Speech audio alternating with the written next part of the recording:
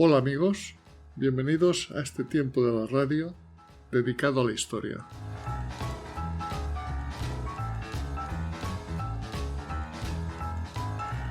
Amigo oyente, durante los últimos podcasts hemos revivido la historia de la ciencia desde sus primeros pasos allá en el mundo de la Grecia clásica hasta el siglo XVII. Han desfilado por nuestra mente a personajes tan importantes en la historia de la ciencia como Demócrito, Averroes, Copérnico, Galileo, Kepler, Newton. Hoy, en este podcast, nos adentraremos en el siglo de la Ilustración, llevados de la mano por un experto en este periodo, Pepe García, licenciado en Arquitectura y Project Manager. Oigamos su exposición y naveguemos por las aguas turbulentas de este siglo maravilloso.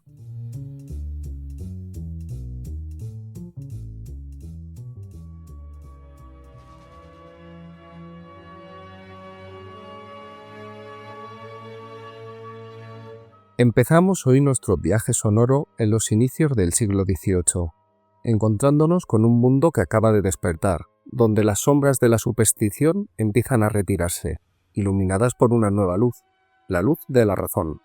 No hablamos de magia ni de revelación divina, sino de algo más poderoso, la convicción de que el ser humano, solo con su mente, puede descifrar los secretos del universo. Un siglo que no solo cambió la ciencia, sino que cambió nuestra propia idea de lo que significa ser humano, donde se pasó de ver el cosmos como un misterio divino a verlo como una máquina perfecta que podía entenderse, desmontarse y tal vez mejorarse. Hoy no hablaremos solo de fórmulas y descubrimientos, hablaremos de personas, de un ciego que veía más lejos que nadie, de un músico que encontró planetas, de un conde que descubría el calor en la fricción de un cañón, y de un hombre tan tímido que pesó la tierra sin apenas hablar con nadie. Prepárate para conocer la era en que la humanidad decidió que el universo tenía manual de instrucciones, y se puso a leerlo.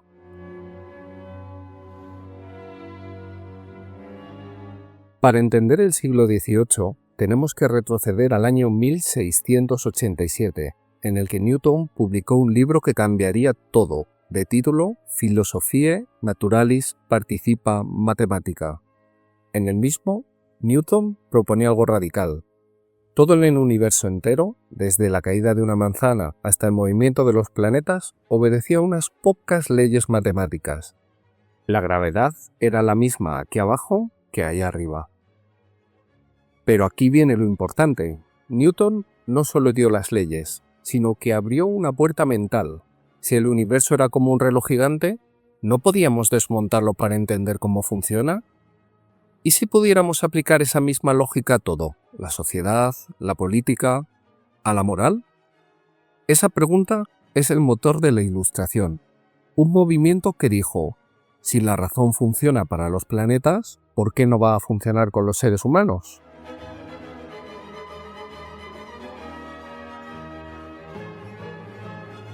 Los ilustrados eran los optimistas radicales de su tiempo. Creían que la humanidad podía progresar indefinidamente aplicando la razón. En Francia eran Voltaire, Diderot y Rousseau.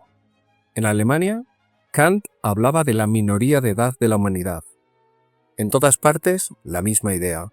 Había que iluminar las tinieblas de la ignorancia con la luz de la razón. Pero esa luz necesitaba herramientas, y la herramienta más poderosa que encontraron fueron las matemáticas. Porque si el universo era una máquina, las matemáticas eran el manual técnico. Y aquí aparece nuestro primer protagonista, un hombre que podría considerarse el ingeniero jefe de este universo máquina. Le presentamos a Leonhard Euler.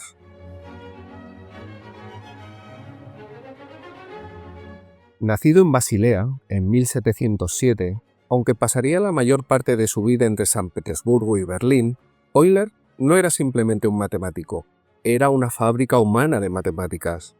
A los 31 años, Euler perdió la vista del ojo derecho y casi toda la visión del izquierdo décadas después. Pero esto, en lugar de detenerlo, hizo aumentar su productividad. dictaba a sus ayudantes, manteniendo en su cabeza complejísimos cálculos. Se dice que después de quedar ciego, publicaba un artículo científico por semana, como si al cerrar los ojos al mundo exterior, su mente se hubiera liberado para explorar los paisajes interiores de los números. ¿Qué hizo Euler? Lo mejor es preguntar, ¿qué no hizo? Fue él quien sistematizó el cálculo matemático, dándonos la notación que todavía usamos hoy. ¿Escribimos f de x para una función? Es de Euler. ¿Usamos la letra e para ese número mágico de los logaritmos naturales? Es de Euler. ¿La i para los números imaginarios? Es de Euler. ¿Pi para la relación entre la longitud de una circunferencia y su diámetro? Pues también es de Euler. Pero su verdadera hazaña fue hacer que las matemáticas de Newton fueran útiles.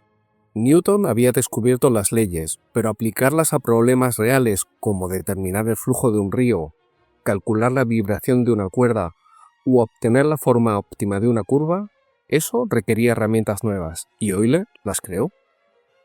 Desarrolló la hidrodinámica, que es la matemática de los fluidos, la teoría de la elasticidad para explicar cómo se doblan las cosas, el cálculo de variaciones para obtener trayectorias perfectas. Sus ecuaciones son la base desde cómo vuela un avión hasta cómo se modela el clima. Hay una anécdota reveladora. Catalina la Grande de Rusia, su patrona, una vez le preguntó por qué sus demostraciones eran tan claras cuando otros matemáticos escribían de manera tan críptica. Y hoy le respondió: porque mis maestros fueron pastores y tuve que aprender a explicar cosas complejas de manera simple para que ellos me entendieran. Euler no hacía matemáticas por hacerlas, las hacía para explicar el mundo. Era el traductor oficial entre la naturaleza y la humanidad. Si Euler fue el ingeniero práctico, el siguiente personaje fue el arquitecto purista, Joseph-Louis Lagrange, italiano de nacimiento, pero francés por adopción. Tenía un sueño: purificar la mecánica. A Lagrange le molestaba que para entender el movimiento hubiera que dibujar flechas, ángulos, diagramas. ¿Por qué no podía la mecánica ser tan pura como el álgebra? ¿Por qué no podíamos describir el universo solo con ecuaciones, sin imágenes? En 1788, fíjense en la fecha, el año antes de la Revolución Francesa, Lagrange publicó su obra maestra, Mecánica Analítica. En el prefacio, en una soberbia gloriosa, escribió: «No encontrarán figuras en este trabajo. Los métodos que expongo no requieren ni construcciones ni razonamientos geométricos o mecánicos, sino únicamente operaciones algebraicas sujetas a una marcha regular y uniforme». Ni una sola figura. Lagrange había convertido la física en pura matemática. Introdujo conceptos como el potencial, la idea de que las fuerzas vienen de colinas y valles en el espacio, y las coordenadas generalizadas que permitieron describir sistemas complejos como un péndulo doble con elegancia. Sus ecuaciones son tan fundamentales que hoy se usan para diseñar satélites, entender partículas subatómicas y modelar robots. Lagrange llevó el ideal ilustrado al extremo: si el universo es racional, debe poder describirse con lógica pura.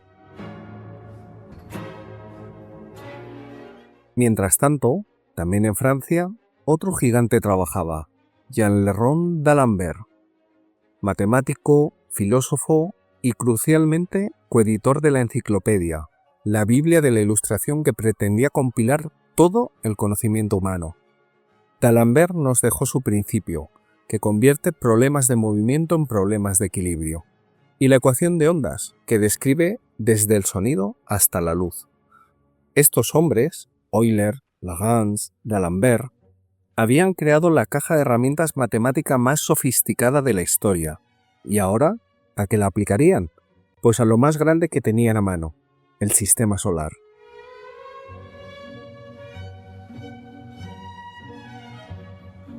Aquí entra en escena uno de los personajes más fascinantes del siglo, Pierre-Simon Laplace, matemático, astrónomo y quizás el hombre más seguro de sí mismo de su época. Laplace tenía un proyecto titánico: demostrar que el sistema solar era perfectamente estable y predecible.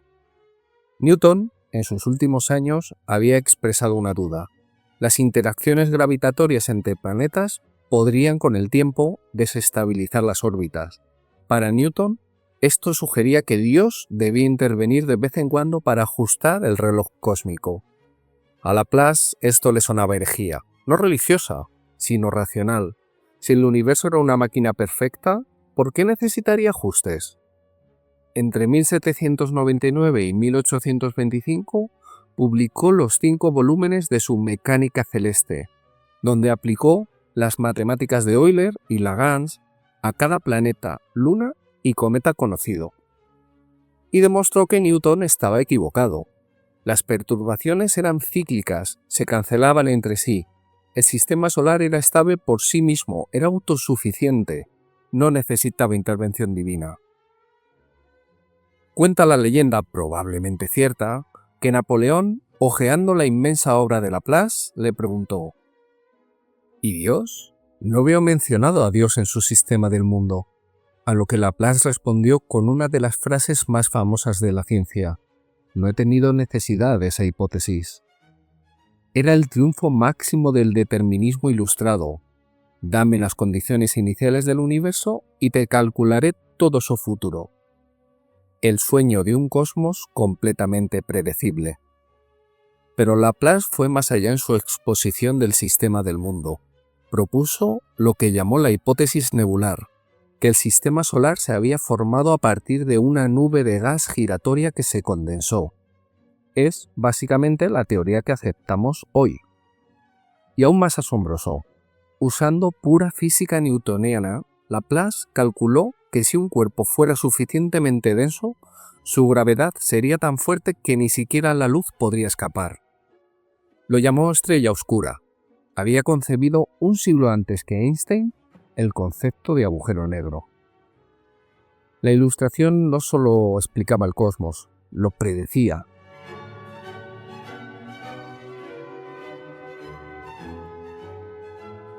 Mientras Laplace calculaba el cosmos en su escritorio, otro hombre lo exploraba desde su jardín. William Herschel no era un académico, era un músico alemán que había emigrado a Inglaterra, pero tenía una pasión obsesiva, la astronomía. Descontento con los telescopios de la época, Herschel hizo algo extraordinario. Aprendió a fundir y pulir sus propios espejos. Pasaba noches enteras en su taller creando espejos cada vez más grandes y perfectos. Su hermana, Caroline, de quien hablaremos en su momento, le ayudaba en esta tarea monacal. La noche del 13 de marzo de 1781, Herschel apuntó con su telescopio casero, el mejor del mundo en ese momento, hacia la constelación de Géminis. Vio algo que no era una estrella. Pensó que era un cometa, pero sus observaciones posteriores revelaron la verdad. Había descubierto un nuevo planeta. Fue la primera vez en la historia que se encontraba un planeta no conocido desde la antigüedad. Lo llamaron Urano. De repente el sistema solar había aumentado de tamaño. El universo ya no era lo que creíamos. Pero Herschel no se detuvo. Con su telescopio de 12 metros, imaginaros el artefacto, comenzó un censo estelar. Contaba estrellas en diferentes direcciones, intentando cartografiar la Vía Láctea, y llegó a una conclusión revolucionaria. El Sol no estaba en el centro de la galaxia, sino en un brazo de una estructura mucho más grande. Aquí debemos hacer un alto obligatorio para hablar de Caroline Herschel, hermana de William, pero mucho más que su asistente. Ella no solo le ayudaba a pulir sus espejos y a notar observaciones, descubrió 8 cometas por su cuenta y catalogó miles de estrellas. En 1787, el rey Jorge III le concedió un salario como ayudante de su hermano. Se convirtió en la primera mujer en recibir un sueldo por trabajo científico. Caroline representaba una grieta, quizás pequeña, pero significativa en el mundo ilustrado. La posibilidad de que el talento, sin importar el género, pudiera contribuir a la luz de la razón. Hasta ahora hemos hablado de cosas grandes, planetas, estrellas, matemáticas del cosmos, Pero la Ilustración también se metió en lo pequeño y en lo invisible, y aquí las cosas se ponen extrañas. Empecemos por la luz. Newton había dicho que la luz estaba hecha de corpúsculos, partículas, pero había fenómenos, como cuando la luz se dobla al pasar por una rendija, que parecían indicar que era una onda. Durante todo el siglo XVIII, la teoría corpuscular ganó más por el prestigio de Newton que por las evidencias. A veces, hasta en la ciencia, la autoridad pesa más que los hechos. Luego estaba el calor. ¿Qué es el calor? La teoría dominante era la del calórico, un fluido invisible, sin peso, que fluía de los cuerpos calientes a los fríos. Grandes, como Lavoisier, el padre de la química moderna, la defendían. Medían calórico con instrumentos precisos. Pero en 1798, un expatriado americano llamado Benjamin Thompson, que se había convertido en el conde de Rumford, observaba algo en Múnich. Estaban taladrando el cañón de un cañón y el metal se calentaba enormemente por la fricción. Según la teoría del calórico, el fluido debería acabarse, pero el calor seguía y seguía, aparentemente infinito. Rumford concluyó algo revolucionario. El calor no es una sustancia, es movimiento, la fricción de las partículas. Estaba anticipando la termodinámica del siglo siguiente, pero, de nuevo, la idea tardaría en imponerse.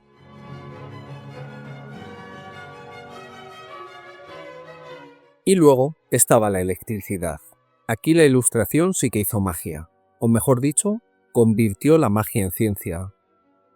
Primero, Charles Agustín de Coulomb, con una balanza increíblemente sensible, midió en el año 1785 la fuerza entre cargas eléctricas. Descubrió que seguía la misma ley que la gravedad, inversamente proporcional al cuadrado de la distancia. La electricidad ya tenía matemáticas. Luego vino el italiano Luigi Galvani, en Bolonia. Estaba diseccionando una rana.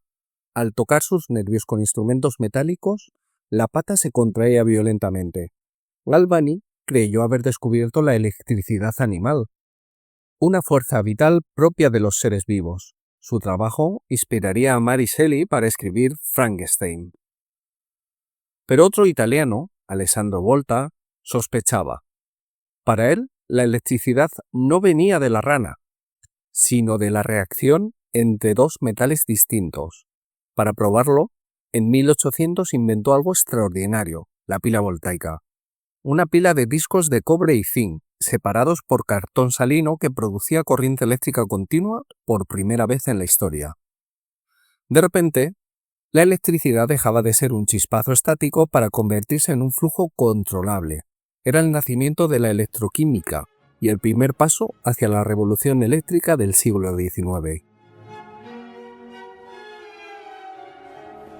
Y llegamos a nuestro último personaje, quizás el más peculiar de todos, Henry Cavendish, heredero de una de las fortunas más grandes de Inglaterra. Cavendish era de una timidez patológica. Se comunicaba con sus sirvientes por notas, huía de los visitantes y vivía como un ermitaño en su mansión, que había convertido en un gigantesco laboratorio. En 1798, Cavendish realizó lo que muchos consideran el experimento más elegante de la física del siglo XVIII. Quería pesar la Tierra, o más precisamente, determinar su densidad. Para ello, usó una balanza de torsión, una barra con dos bolas pequeñas en los extremos, colgado de un hilo muy fino. Cerca, puso dos bolas grandes de plomo. La idea era medir la diminuta atracción gravitatoria entre las bolas pequeñas y las grandes. El experimento era de una delicadeza extrema. Cualquier vibración, corriente de aire o incluso la temperatura lo arruinaba. Cavendish lo montó en un cuarto sellado y tomaba las lecturas con un telescopio desde fuera para no perturbar el aire. Después de meses de mediciones, obtuvo un número. La densidad de la Tierra era 5,45 veces la del agua. El valor moderno es de 5,52. Había pesado la Tierra con una precisión de un 1%. Pero más importante, de sus datos podía calcularse la constante de gravitación universal G, ese número que cuantifica la fuerza de la gravedad. Por primera vez, la ley de Newton no solo era cualitativa, era completamente cuantitativa. La misma fuerza que movía los planetas podía medirse en un laboratorio londinense. Cavendish murió en 1810, habiendo publicado solo una fracción de sus descubrimientos. En sus papeles se encontraron anticipaciones de la ley de Ohm, de la ley de las proporciones definidas en química, pero era un tímido que nunca las publicó. En él vemos la paradoja del científico puro, el conocimiento por el conocimiento mismo, sin necesidad de gloria. Hemos recorrido un siglo de logros asombrosos: Euler y sus ecuaciones, Lagrange y su pureza, Laplace y su cosmos determinista, Herschel y su nuevo planeta, Volta y su pila, Cavendish y su cuantificación de la gravedad. Fue sin duda el siglo de la razón triunfante. La humanidad había demostrado que podía entender el universo. Había creado herramientas matemáticas que todavía usamos, descubierto fuerzas fundamentales, expandido los límites del cosmos conocido. Pero hay un epílogo incómodo, porque la Ilustración no fue solo un movimiento científico, fue un movimiento político y social, y su culminación fue la Revolución Francesa de 1789. Los mismos ideales de razón, progreso y libertad que inspiraron a los científicos fueron los que alimentaron la revolución. Pero algo salió terriblemente mal. El reino del terror. Entre 1793 y 1794 convirtió la razón en dogmatismo, la libertad en tiranía.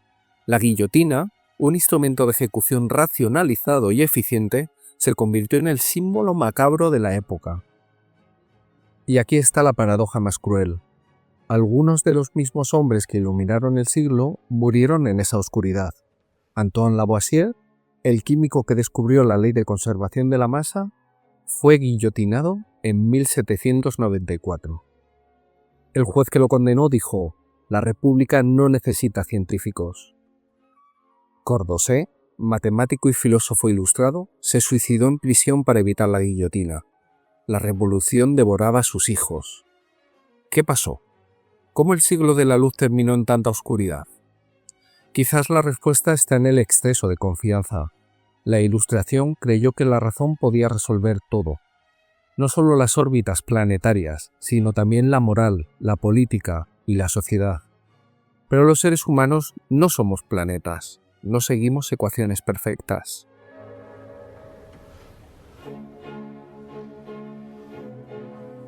La ciencia del siglo XVIII triunfó donde midió cosas, fuerzas, distancias, tiempos, y falló donde intentó medir al ser humano. Laplace podía predecir la posición de Urano en 100 años, pero no podía predecir lo que haría una multitud enardecida mañana. A pesar de la tragedia, la herencia científica del siglo de las luces es inmensa. Cuando usamos GPS, estamos usando las matemáticas de Euler y Lagrange. Cuando encendemos una luz, heredamos los experimentos de Volta. Cuando miramos imágenes de agujeros negros, recordamos la intuición de Laplace. Cuando vemos un cohete aterrizar, estamos viendo la mecánica celeste hecha realidad.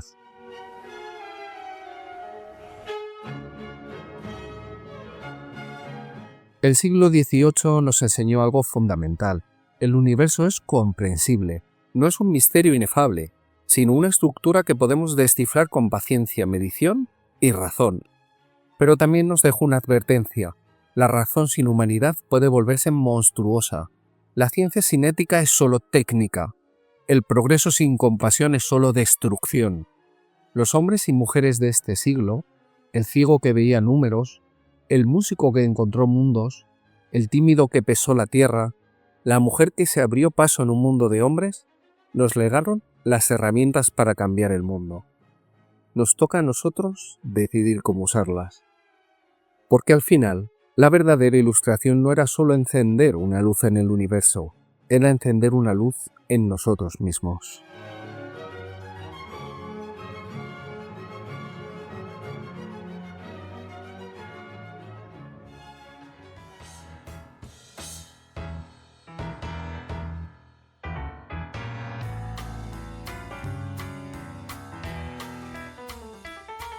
Si estás interesado en otros temas de historia, nos puedes seguir en YouTube en mi canal Desde mi Retiro y en iVoox, Spotify y Google Podcast en el canal Un poco de Historia. Este proyecto radiofónico, creado desde mi retiro en la España profunda, es una realización, para bien o para mal, de José Luis García, ciudadano del mundo.